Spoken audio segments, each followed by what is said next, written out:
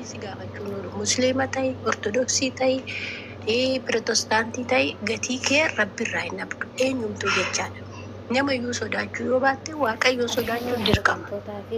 Sanaaf obboloota koo kashiyyuu kan darbeera kan ta'es ta'eera keessattuu himma dhiiraa boochisuu jechuun ani beeku. Dhiironni nuuf hangafa waaqayyo gaditti isaan nuuf gooftaa keenya ta'ee kan jiru jechaadha isaan waaqa gaditti kan nu bulchu. Amma lafa kanarra jiraannutti kan nu deeggaru kan nu dhabatu isaani. Naannoo kama miti እና በከሳርገ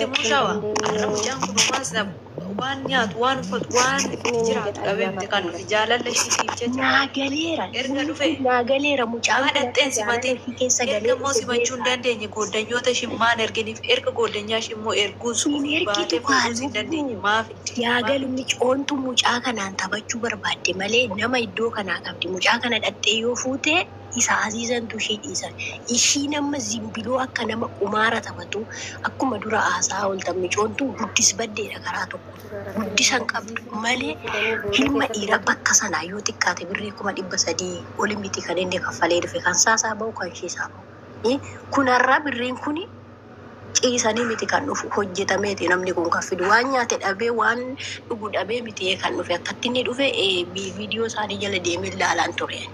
Argaan ture jechaadha mucaan jaalala isheetiif eega nama odoo bakka kanaan qabne ta'e mucaa kana dhattee fuudhuu hin dadhabdu nama ala keessa hojjetu dhiisiti mana madaabii kan hojjettu dhattee fuudhi mucayyoon kun immoo alaa hojjetti jechaatii turte ala jechuun siyaati boqonnaallee akka waan qabduu hin mana ijaazaallee akka waan qabduu taasaa turte dhaga'een ture mucaa kana dhattee fuudhuun ishii dhibee miti irratti feekii hojjechuu barbaadde maaliif kuni ta'uu danda'e maaliif ta'uu hin danda'ame kun tokkoffaa seenaa dubartootaa salphiste mijoottuun ishiidhaan galle mataa ishee bichaa odoo hin ta'in seenaa dubartootaa hundaa salphiste maaf kuni ta'uu hin danda'ame maa kana qixxee safuu ganna antalli kun yookiin bareeddiif ishii jaalate yookiin akkana taateef warri jedhanii odeessanis jiru. Bareedinni birqee miti. Bareedinni waan takkayyuu si fayyadu. Bareedinni malkees dhabe waan barbaaddes dhabe sammuu qabaadhu wasaanii sammuudha kan nama faana si bulchu. Sammuu keef jaalala namaa qabaachuu jechuudha. Kan biraa wanti biraa shomaayyuu faayidaa hin buusu jechuudha. Faayidaa hin qabdu. Lalisee koo namni kan si jaalatu miidhagina keetiin miti. Isa kana warra waa hin galleef ba'aasaa malee namni kan si jaalatu amma zimbiloo waan hundarra darbeen namni sim jedheetuma dhaabbatteetuma deemuu kee kan jaalatu jira. Sim jedheetuma uffannaan kee kan mararu jira, deemsi kee kan mararu jira, sagalee dhumti kee kan mararu jira, ilaalchumti ija kee kan mararu jira. Matumallee dhabii ajjiisumti kee matumti buqqee mataa keellee mararuu danda'a. Kuni kennaa waaqayyo namaa kennedha.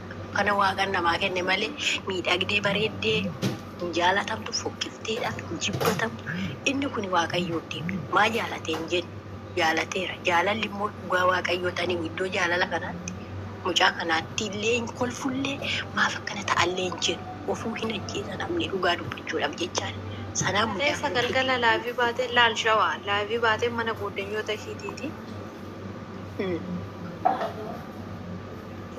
Mee namni kun haa dubbatu baay'ee dubbadhu mee baay'ee muitii gaafadhu dubbadhu baay'ee namni dubbanne hundi keessaa dubbadha naafii onyutudha naafii beenere moo onyudha kan amma seente baddaa kan jirtu naafii baay'ee naga jirtu nagaa gara sarabbii taabtaa godha sagalee hunda qabu baddaa yaada qabda. Maalirra jirtu ani reef jalallee sin jalallee turre reefu ras dhufaa jira mucaan kun maalirra gaayessa jira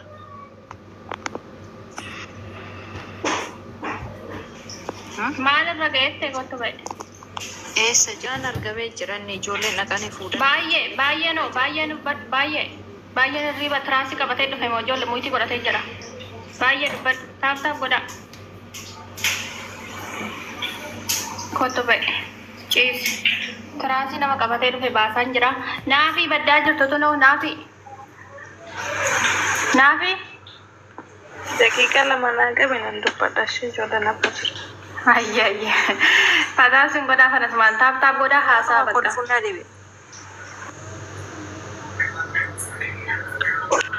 Wanti nama garramu bara hin jiru dhugaa rabbii. Nama obboleessa dhiiraa qabdu namni nama obboleetti qabdu akkana godhuun qabdu. Ani hiriyoota isheetii dhugaa rabbi warra akkanatti as jala deemtanii kolfitan. Siniinis boru waanuma akkanaa sin quunnama. Erga ri'aa keessan taate maal ri'aa keessa yoo gorfattanii deeffattan? Hiriyaa gorsee wal deeffata maaloo gorsitan? Dhaqii fuudhimaan jedhinaani. Dhaqxee doolaara 100 oo ta'e doolaara 200 oo ta'e mucaa kana baastee uffata bittee waan inni ittiin bitatee nyaatu yoo kenniteef. Yoommoo dhaqxee kana godhuu hin dandeenye immoo maa fidde biyyarra? Durumsa hin danda'u bayeesi fuudhuus hin danda'u hin dhufinis hin jaaladhus maan jedhiniin. Homaa waan nama daannaqu hin qabu. Wanti sin garrame ana homaa hin garramne dhugaa rabbii an jaalachuu raayyuu qaruu jaalachuus hin beeku miidhuun kanarratti hin argee waan garaa nama gubuudha waan nama dubbisu maaliif obbolaa dhiiraa qabna nutis waan ta'e Kuni lubbuu waan nama kofalchiisu qabu. Dhugaa waaqatti. warra zalaa kolfutu jira beekta warra zalaa kolfutu yoo ri'aashii ta'an immoo jechuudha maan gorsiin an talagan maan gorsiin Maal sirrii? jedhin erga immoo Waan ofii dibaadhaatti ajaa'ibaa kana hojjetanii ri'aashii erga ta'anii maa dhaqaniin fuudhii. Singi godhuuchaadha kan waan hojjettu waan gootu hin beekneef lafa jirtu hin beeknedha kan waan namaa hojjettee ilma namaatti qo'atu ilma dhiiraa dhugaa rabbi.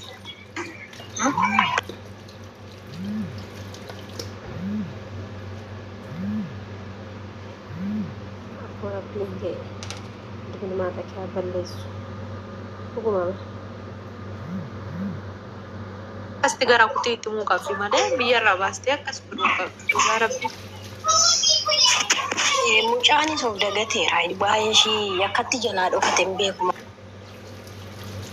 malee micooni wanti ishii irraa calaqqisu waan baay'ee Ani si jammadhuudha shawaale sitti mu mucayyoo akkatti laaviirra baatee akkatti takka ministirii jettoof dirtee takka maal gootee dhalattuudhuma laaviirratti akkana hareen dhugaa rabbii gaafa guyyaa sana asumatti guyyaa dhaabaa raayisii irratti eessatti as godhatan inni laal ishiin maal goonaan inni maal goonaan jaalatti anjara kana dura yennaa isaanaa isaanii irraa kaasee jechuudha laalaa ture laaviirratti yennaa Imooshii cabsee galee waan hojii ishee erga mistira ishee dabaree waan kana baaseen bosota innaan deemtee jaalatte malee dhiistee turte.